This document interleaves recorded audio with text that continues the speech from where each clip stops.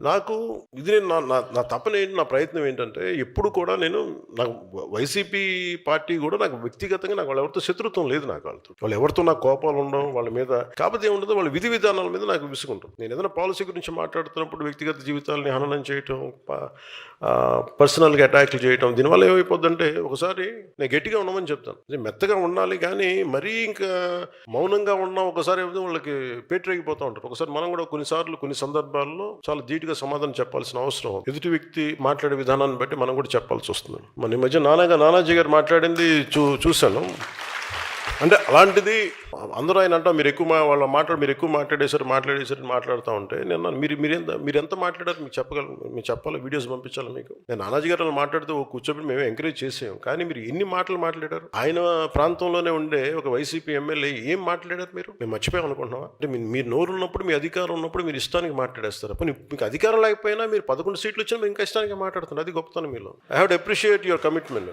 వాళ్ళని చూసి మనం చాలా నేర్చుకోవాలి కదా. వాళ్ళు ఎంత కమిట్ 11 వచ్చినా మేము తగ్గమంటున్నారు. మీరు తగ్గకండి, మీరు ఒకటి వచ్చినా తగ్గకండి, అలాగే ఉండండి.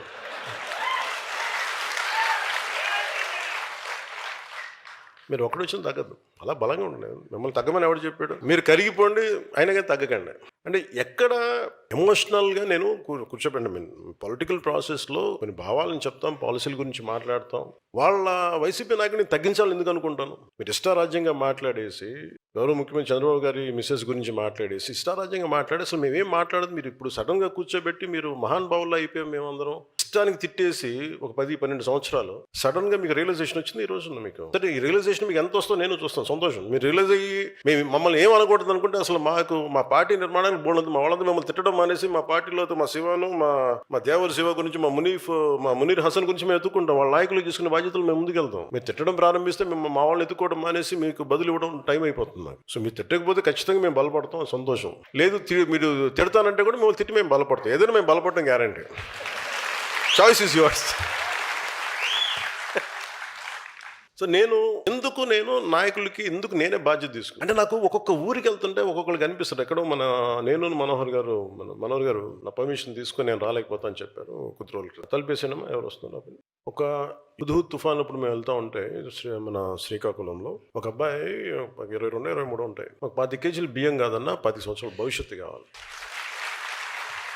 అంటే యువత తాలూకు కోపాలు, యువత తాలూకు వాళ్ళు ఏం అడుగుతున్నారు? జీవనం అడుగుతున్నారు. కేవలం మనం ఉచితాలు అడగట్లే. యువత ఉచితాలు ఎవరికి కావాలి? నిజంగా నిస్సహాయ పరిస్థితిలో ఉన్న వ్యక్తుల సమాజానికి ఉచితాలు కావాలి, ఖచ్చితంగా కావాలి. అలాంటి స్కీమ్స్ ఉండాలి. లేదంటే మనకి దివ్యాంగులకి పెన్షన్స్ పెరగాలంటే 5,000 కాదు, 4,000 కాదు, మనం 10,000 పెంచాం మన ప్రభుత్వం వచ్చి. ఇలాంటివన్నీ ఉండాలి. ఎప్పుడు వెల్ఫేర్ స్కీమ్స్కి జనసేన ఎప్పుడు వ్యతిరేకం కాదు, ఉండాలి. కానీ వెల్ఫేర్ స్కీమ్స్ మీదే మనం ప్రభుత్వాన్ని నడిపేస్తాం, ఓట్లు వస్తాయంటే దాని మీద ఓట్లు పడవు అని అనడానికి క్లాసిక్ ఎగ్జాంపుల్ వైసీపీ. మేము బటన్ నొక్కేస్తాం, మీకు వెల్ఫేర్ స్కీమ్స్ పడతాయి, మీకు డబ్బులు వచ్చేస్తాయి అంటే కరెక్టే. హాస్పిటల్స్ ఇన్ఫ్రాస్ట్రక్చర్ వదిలేశారు మీరు. బటన్ నొక్కామని డబ్బులు పడ్డాయి అంటారు, కరెక్టే. మీరు హాస్పిటల్ ఇన్ఫ్రాస్ట్రక్చర్ వదిలేశారు. గవర్నమెంట్ హాస్పిటల్స్ ఎక్కడున్నాయి ఇప్పుడు అంత అద్భుతంగా? ఇప్పుడు తప్పని పెడతా ఉన్నాం ఎన్డీఏ ప్రభుత్వం వచ్చాక. ఎన్ని గవర్నమెంట్ హాస్పిటల్స్కి వెళ్తే క్వాలిటీ అత్యంత అద్భుతంగా ఉంటుంది. వై షుడ్ గో టు, మనం ఎందుకు ప్రైవేట్ హాస్పిటల్స్కి వెళ్ళగలిగే పరిస్థితులు ఎందుకు ఉండాలి? మన గవర్నమెంట్ హాస్పిటల్స్ కూడా బాగుండాలి కదా. తమిళనాడులో బాగుంటాయి, పాండిచేరిలో కానీ. ఒక నిర్ణీతమైన ఒక పర్టికులర్ సంఖ్యాబలం ఉన్న జనాభాకి ఎన్ని హాస్పిటల్స్ ఉన్నాయి మనకి. గవర్నమెంట్ హాస్పిటల్స్ ఏవి పని చేస్తున్నాయి? గవర్నమెంట్ హాస్పిటల్స్కి ఒక ఎంఆర్ఐ స్కాన్ ఇస్తే అది మెయింటైన్ చేయగలుగుతున్నారా లేదా? డాక్టర్స్కి జీతాలు పెంచే పరిస్థితులు ఏదైనా ఉన్నాయా? ఎందుకు గవర్నమెంట్ హాస్పిటల్స్ వదిలేసి ప్రైవేట్ హాస్పిటల్స్కి వెళ్తున్నారంటే జీతాలు పెరగవు. అసలు దాని మీద గత ప్రభుత్వం ఏదైనా ఆలోచించిందా? నేను కొన్ని క్యాబినెట్లు కావచ్చు, కొన్ని ప్రత్యేకించి కావచ్చు, నేను మన పార్టీ తరపు నుంచి కావచ్చు, నేను కోరుకుంటుంది వ్యవస్థలు బలోపేతం కావాలి.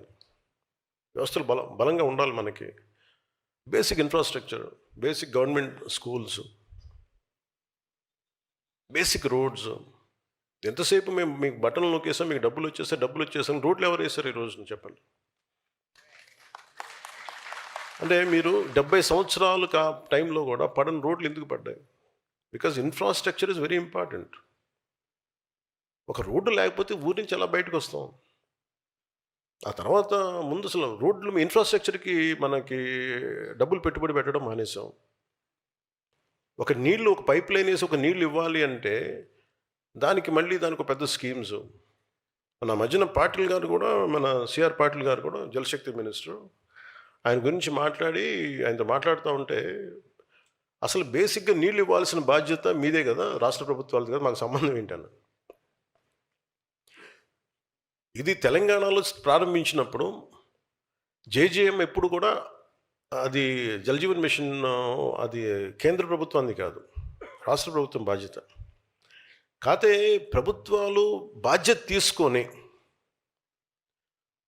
తీసుకొని బేసిక్ మన మౌలిక సదుపాయాల గురించి పని చేయకపోతే మటుకు ఎన్ని ఉచితాలు ఇచ్చినా ఇంకోసారి ప్రజలు రారు. అది కరెక్టే సార్.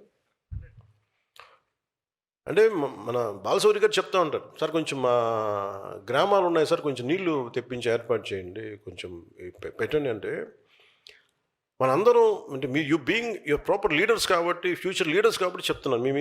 మీ స్థాయిలో మీ ఏరియా పరిధిలో వెల్ఫేర్ స్కీమ్స్ ఉండాలి, అవసరమైన పెన్షన్లు ఇవ్వాలి, అవసరమైన వెల్ఫేర్ స్కీమ్స్ అన్నీ ఉండాలి కాదంట్లా. కానీ ప్రయారిటీ కూడా బడ్జెట్ దేనికి కేటాయించాలి, దేనికి కేటాయించకూడదన్న బాధ్యత మనకు రావాలి. అంటే అది మీ స్థాయిలో కూడా మీరు చెప్పగలగాలి, మీరు కొంత డిస్కషన్ పెట్టాలి. భవిష్యత్తులో మీరు అందరూ అడుగుతాను ఇవన్నీ మిమ్మల్ని, అంటే మీతో కూర్చో పార్టీ పరంగా మీతో డైలాగ్ ఉంటుంది. అందుకని వెల్ఫేర్ స్కీమ్స్ గురించి మీరు కొంత అవగాహన ఉండాలి. అలాగే ఈ హాల్లో ఉన్న నేను 25 ఆగస్టులో విశాఖలో నిర్వహించిన సేనతో సేనాని కార్యక్రమంలో మెంబర్షిప్ టు లీడర్షిప్ అని చెప్పాను. దానికి అనుగుణంగానే ఈరోజు పార్టీ నిర్మాణ కార్యక్రమాన్ని మొదలుపెట్టాను. ఇది ఎలాగా ప్రతి సభ్యుడు, జనసేనలో ఉండే ప్రతి సభ్యుడు ఒక ఉద్యమైన పదం కూడా చెప్పాను చాలాసార్లు. ఉద్యమం అంటే ఒకడు ఉద్యమించేవాడు, ఒక భావానికి, ఒక భావజాలానికి దాన్ని నడుము బిగించి ముందుకెళ్ళేవాడు వ్యక్తి, రెస్పెక్ట్ అది జెండర్ న్యూట్రల్. అది అలాగే పార్టీని ప్రజల్లోకి తీసుకెళ్ళి కొత్త సభ్యుల్ని ప్రభావితం చేయగలిగి పార్టీలో తీసుకొచ్చే మొదటి స్థాయి నాయకుడే సాధక్.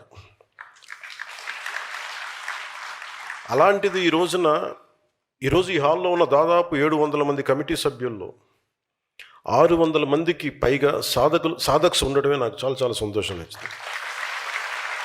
రాష్ట్ర వ్యాప్తంగా 22 లక్షల మంది సభ్యత్వం చేయడానికి 18,000 మంది సాధక్స్ పార్టీ కోసం నిరంతరం శ్రమించారు.